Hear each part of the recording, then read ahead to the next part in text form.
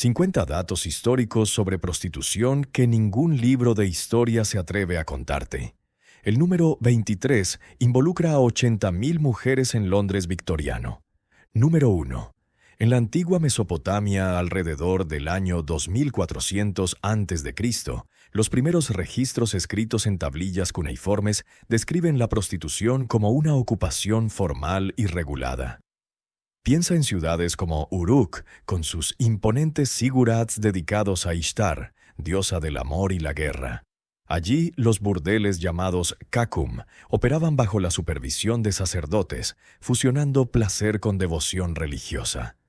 Las mujeres conocidas como harimtu creían que sus uniones con extraños honraban a la diosa, asegurando fertilidad para las cosechas y prosperidad para la comunidad. Número 2. Dentro de esos kakum mesopotámicos existía una jerarquía estricta, similar a un sistema de clases en el mundo del placer. Las prostitutas se dividían en 3 niveles. Las de élite, como las entu, realizaban rituales en el corazón del templo, actuando como mediadoras divinas con túnicas adornadas y privilegios especiales. Las intermedias operaban en jardines sagrados, combinando danzas devocionales con encuentros íntimos bajo la luna. Número 3. En Canaán, influida por Mesopotamia, una porción notable de prostitutas templarias eran hombres, dedicados a Astarte en rituales que trascendían géneros. Estos Kedeshim servían a devotos hombres y mujeres, viendo sus actos como fertilizantes simbólicos para la tierra. Imagina templos en Sidón, con alcobas perfumadas donde los peregrinos ofrecían vinos antes de uniones sagradas. Número 4. Los fenicios llevaron la prostitución sagrada a colonias como Erice en Sicilia, donde los templos a Astarte hospedaban rituales masivos. Imagina barcos arribando con nuevas costumbres, mujeres y hombres ofreciendo sus cuerpos por bendiciones divinas. En Sica, Veneria, las orgías devocionales supuestamente aseguraban lluvias abundantes. Aunque a veces se presentaba como voluntario, muchas veces se trataba de dedicaciones por pobreza extrema. Número 5. En Egipto, las influencias fenicias introdujeron algunos elementos rituales, pero la prostitución era más secular en ciudades como Tebas.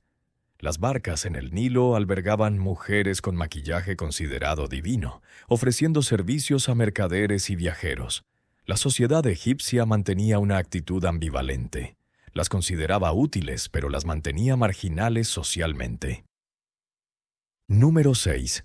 En Egipto, las mujeres usaban pelucas elaboradas durante fiestas, manteniendo un carácter más secular que religioso. La posible influencia fenicia introdujo algunos elementos rituales, pero sin dominar la práctica local. En Tebas, esta actividad era común entre comerciantes y funcionarios que viajaban regularmente.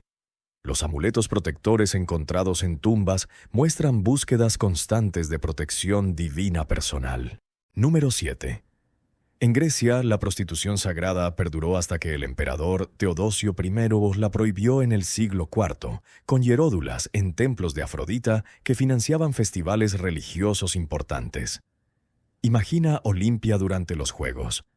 Prostitutas interactuando con atletas de toda Grecia.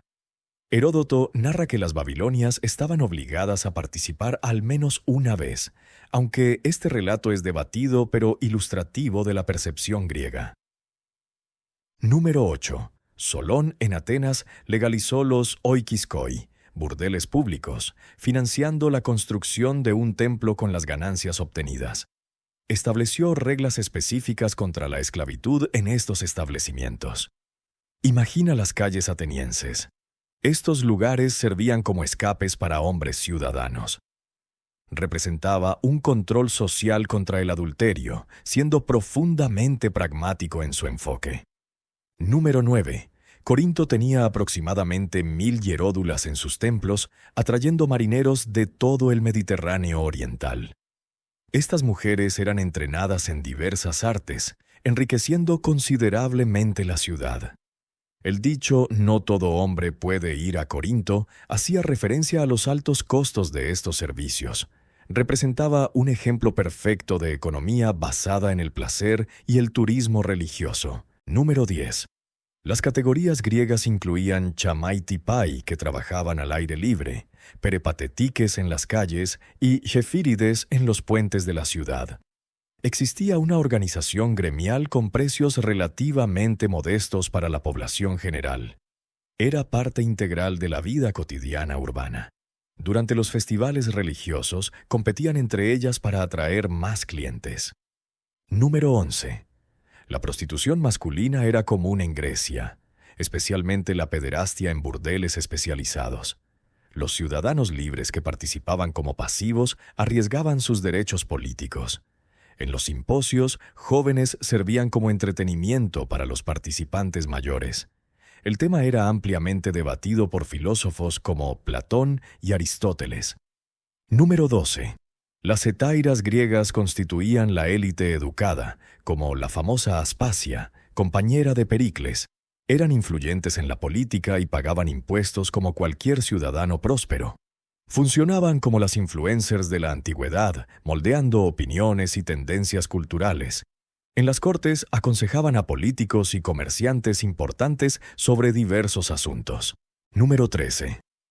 En Roma, la prostitución era completamente legal y pública, funcionando como una válvula de escape para los deseos sociales. La literatura romana la menciona casualmente, sin el tabú griego o judeo-cristiano posterior. Durante el imperio, la práctica se expandió masivamente por todo el territorio controlado. Sin embargo, los cristianos la condenaron vehementemente desde sus primeras manifestaciones organizadas. Número 14. Los grafitis de Pompeya revelan precios, reseñas de servicios y recomendaciones de clientes satisfechos. Los burdeles conservan frescos eróticos y una ventana perfectamente preservada al mundo antiguo. Las excavaciones continúan revelando detalles íntimos de esta industria cotidiana. La erupción del Vesubio congeló literalmente un momento en el tiempo. Número 15. Los festivales de Venus incluían desfiles florales que mezclaban elementos sagrados y profanos de manera espectacular. Durante abril, las celebraciones se extendían por toda la ciudad con participación masiva. Estas festividades lograban una integración social temporal de grupos normalmente marginados. Las fuentes romanas describen la alegría y el libertinaje de estas ocasiones especiales. Número 16. Las esclavas dedicadas a la prostitución eran consideradas infames legalmente, pero extremadamente vulnerables socialmente. Los emperadores las gravaban con impuestos específicos como cualquier otra actividad comercial lucrativa. Las leyes posteriores ofrecían algunas protecciones básicas, aunque limitadas e inconsistentes. Sin embargo, la violencia era común y raramente castigada por las autoridades. Número 17. En la Biblia, figuras como Tamar y Rahab muestran que la prostitución era común pero condenada especialmente cuando tenía carácter sagrado. Los profetas utilizaban metáforas de prostitución para describir la infidelidad religiosa de Israel. Sin embargo, también existen historias de redención y perdón divino para estas mujeres. Los textos hebreos reflejan una sociedad que conocía pero rechazaba estas prácticas paganas. Número 18. Durante la Edad Media, la prostitución era tolerada como un mal menor necesario para la estabilidad social. San Agustín argumentaba que era inevitable y debía ser regulada antes que prohibida. Los burdeles operaban bajo regulaciones municipales y a veces eclesiásticas. En muchas ciudades los obispos eran propietarios de estos establecimientos, creando paradojas morales evidentes. Número 19. San Nicolás, según la leyenda medieval, salvó a 3 jóvenes de la prostitución arrojando bolsas de oro por su ventana. Esta historia refleja cómo la pobreza era el principal factor impulsor hacia esta actividad. La caridad cristiana se inspiró en estos relatos para desarrollar sistemas de ayuda social. Posteriormente, estas jóvenes se convirtieron en santas patronas de diversos grupos vulnerables. Número 20. Durante el Renacimiento, la prostitución era vista como un pecado permitido dentro de sociedades complejas. Las cortesanas venecianas se convirtieron en figuras influyentes que financiaron arte y cultura. En Italia, muchas patrocinaron obras artísticas que perduran hasta hoy en museos mundiales. Sin embargo, la Inquisición ocasionalmente las perseguía, creando tensiones entre tolerancia y ortodoxia. Número 21. Durante el siglo de oro español, muchas mujeres ejercían la prostitución de manera temporal para pagar alquileres o sobrevivir crisis económicas. La Celestina retrata magistralmente esta economía de supervivencia urbana emergente. En Madrid, la actividad era común pero socialmente censurada en la literatura moralista. Autores como Fernando de Rojas escribieron obras que combinaban condena moral con descripción realista. Número 22. Durante la Segunda Guerra Mundial, los nazis establecieron burdeles en campos de concentración, usando el sexo como sistema de recompensas forzadas. Las Comfort Women japonesas representan uno de los casos más documentados de esclavitud sexual sistemática. Los testimonios de sobrevivientes emergieron décadas después de terminada la Guerra Mundial. Número 22. Durante la Segunda Guerra Mundial, los nazis establecieron burdeles en campos de concentración, usando el sexo como sistema de recompensas forzadas. Las Comfort Women japonesas representan uno de los casos más documentados de esclavitud sexual sistemática. Los testimonios de sobrevivientes emergieron décadas después de terminada la Guerra Mundial. Número 23. En la Inglaterra victoriana se estimaba que aproximadamente 80.000 prostitutas trabajaban solo en Londres, sirviendo como válvula para una sociedad sexualmente reprimida. Posteriormente, leyes como las Contagious Diseases Acts intentaron regular sanitariamente la actividad. Sin embargo, reformistas como Josephine Butler lideraron campañas exitosas contra estas regulaciones discriminatorias. Número 24. En el Wild West americano, las prostitutas eran esenciales para el establecimiento de nuevas comunidades fronterizas. Durante la fiebre del oro, muchas se volvieron independientes y económicamente exitosas. En San Francisco, algunas acumularon riquezas considerables durante los boom mineros periódicos. Sin embargo, la violencia era una amenaza constante en estos asentamientos precarios y temporales. Número 25. Las geishas japonesas son artistas tradicionales, no prostitutas, mientras que las oiran constituían la élite que sí incluía servicios sexuales. Durante el período Edo, los rituales de las oiran eran extraordinariamente elaborados y costosos. La distinción entre ambas profesiones era estricta y socialmente respetada en la cultura japonesa.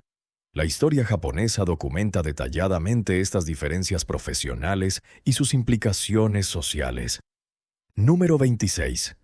En India, las ganikas mencionadas en el Kama Sutra dominaban 64 artes diferentes y eran figuras socialmente influyentes. Durante el período mogul, las tawaif funcionaban en cortes reales como artistas y confidentes políticas. Sin embargo, la represión colonial británica destruyó sistemáticamente estas tradiciones culturales complejas. Los textos antiguos sánscritos describen detalladamente sus roles sociales, artísticos y políticos. Número 27.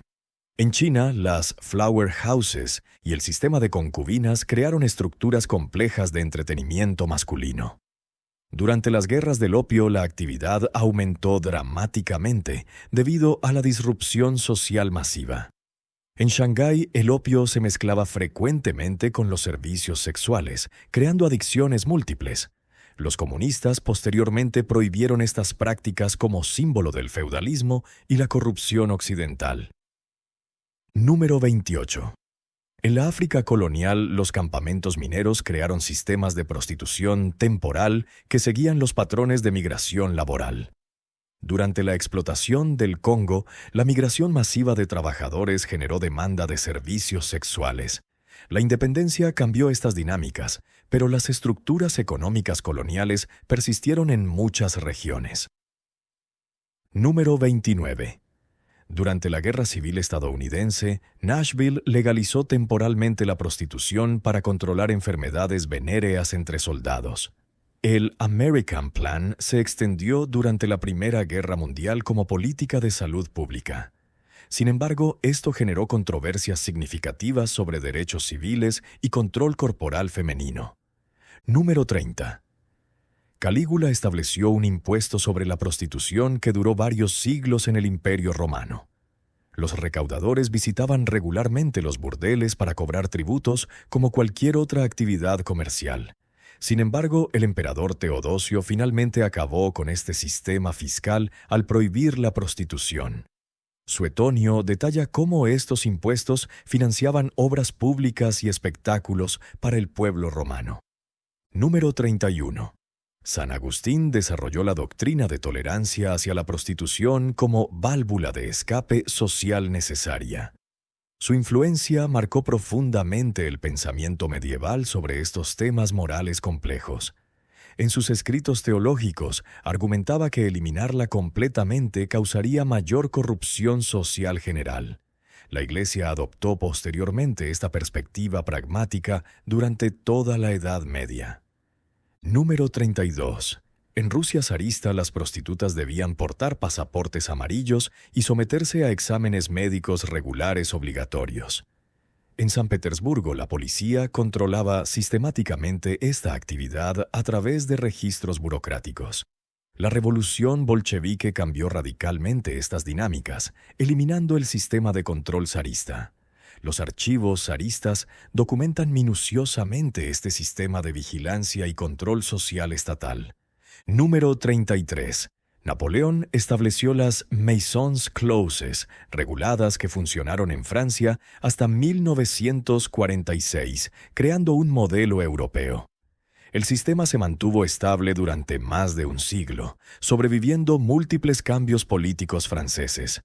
El cierre definitivo ocurrió después de la Segunda Guerra Mundial, marcando el fin de una era. Las leyes francesas establecieron estándares de higiene y control que influyeron en toda Europa. Número 34.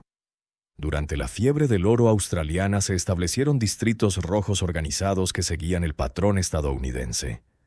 En Melbourne, el área conocida como Little Lawn se convirtió en un distrito de entretenimiento reconocido. La independencia económica de algunas mujeres desafió normas victorianas tradicionales en las colonias remotas. La historia colonial documenta estas comunidades y su impacto en el desarrollo urbano temprano. Número 35.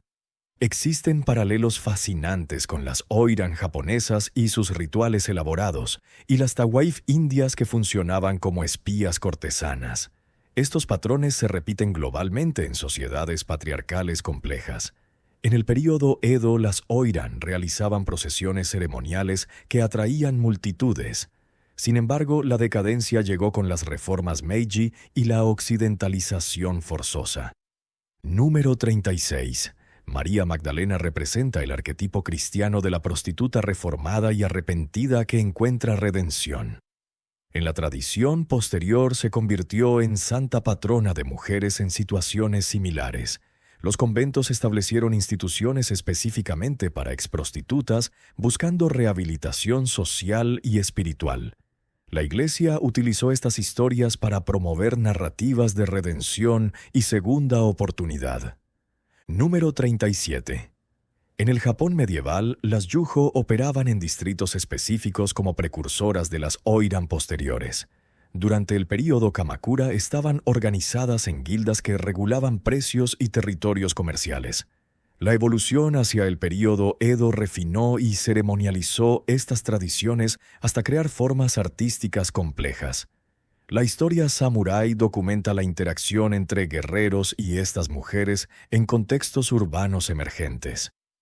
Número 38. Los incas mantenían un sistema controlado por el Estado donde las sakyas servían en templos, aunque no está claro su rol sexual. En Cusco, jóvenes eran seleccionadas por funcionarios imperiales para diversos servicios ceremoniales y administrativos. Los conquistadores españoles malinterpretaron frecuentemente estas instituciones según sus propios prejuicios culturales europeos. Las crónicas coloniales reflejan más las expectativas españolas que las realidades incaicas sobre sexualidad. Número 39. Los aztecas tenían auyánime que trabajaban en mercados como parte integral de la economía urbana. En Tenochtitlán, esta actividad era común y socialmente reconocida, aunque moralmente condenada para mujeres casadas.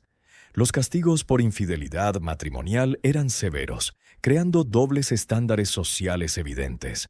Los códices documentan estas prácticas y las regulaciones sociales que las controlaban parcialmente. Número 40. En el Imperio Otomano, las caraquís servían en harenes proporcionando entretenimiento y algunas eventualmente ascendían socialmente. En Estambul, algunas ganaron poder considerable, influyendo en decisiones sultánicas importantes. Los sultanes frecuentemente favorecían a ciertas mujeres, creando redes de influencia política informal pero efectiva. Número 41. En la América colonial, puertos como Boston experimentaron influencia europea mezclada con represión puritana estricta. En Nueva Inglaterra, la actividad era clandestina debido a normas religiosas extremadamente rígidas. La Revolución Americana aumentó la actividad debido a la presencia militar y la disrupción social general. Los diarios coloniales documentan tensiones constantes entre necesidades prácticas y ideales morales puritanos. Número 42. Durante la Primera Guerra Mundial, el American Plan se extendió a Filipinas y otras bases militares estadounidenses. El arresto de mujeres cerca de bases militares y su tratamiento médico forzoso generó controversias significativas. En Estados Unidos, estas políticas se extendieron ampliamente, pero enfrentaron críticas feministas organizadas. Número 43. En 1921, la Convención Internacional sobre Tráfico de Mujeres y Niños incluyó reservas específicas sobre prostitución entre adultos. Las Naciones Unidas posteriormente desarrollaron estos marcos legales internacionales sobre derechos humanos. Sin embargo, la implementación variaba dramáticamente entre diferentes naciones y culturas participantes. Número 44. Los comunistas reprimieron oficialmente la prostitución después de la Revolución, pero la actividad persistió clandestinamente. Después del colapso de la URSS, la actividad aumentó dramáticamente debido a crisis económicas. En Rusia funcionaba underground durante el período soviético, adaptándose a condiciones de represión estatal. Número 45. El turismo sexual del siglo XX se convirtió en fenómeno controvertido, con turistas occidentales viajando a Asia y África. En Tailandia, el boom económico basado en turismo creó industrias especializadas en clientela internacional. Las leyes internacionales contra este turismo enfrentaron desafíos de implementación y jurisdicción legal compleja. Número 46. Deadwood, Estados Unidos, mantuvo burdeles legales hasta que el FBI los cerró en 1980, representando el último vestigio del legado del Wild West. En Dakota del Sur, estos establecimientos funcionaron como atracciones turísticas históricas antes del cierre federal. El turismo histórico posteriormente se desarrolló alrededor de esta herencia cultural, controvertida pero auténtica. Número 47. La fleur de lis como marca para prostitutas en la Francia medieval es probablemente mítica, reflejando castigos corporales generalizados de la época. Durante el reino de Luis XVI circularon rumores sobre estas marcas, pero han sido desmentidos históricamente. Las fuentes históricas no confirman el uso sistemático de este símbolo para marcar prostitutas. Número 48. Las guías victorianas como Swell's Night Guide proporcionaban reseñas detalladas de burdeles londinenses, vendiéndose secretamente en círculos masculinos. En Londres circulaban underground, estos directorios que listaban direcciones, precios y especialidades disponibles. La policía confiscaba regularmente estas publicaciones, pero continuaban apareciendo nuevas ediciones clandestinamente. Número 49 cubre el desarrollo del modelo holandés de legalización en los años 60, que creó el famoso Distrito Rojo de Ámsterdam, con sus ventanas iluminadas. Este modelo influyó en las políticas de otros países europeos y sigue siendo central en el debate mundial sobre legalización versus criminalización. Número 50 aborda la transformación digital masiva durante la pandemia de COVID-19, cuando plataformas como OnlyFans crecieron exponencialmente, democratizando la industria y eliminando intermediarios tradicionales. Esto marca una nueva era en la historia milenaria de esta actividad. Hemos recorrido juntos más de 5.000 años de historia humana, desde los templos mesopotámicos hasta las plataformas digitales contemporáneas. Esta travesía nos ha mostrado que la prostitución no es simplemente una actividad marginal, sino un reflejo constante de las estructuras de poder, las desigualdades económicas, las creencias religiosas y las transformaciones sociales de cada época.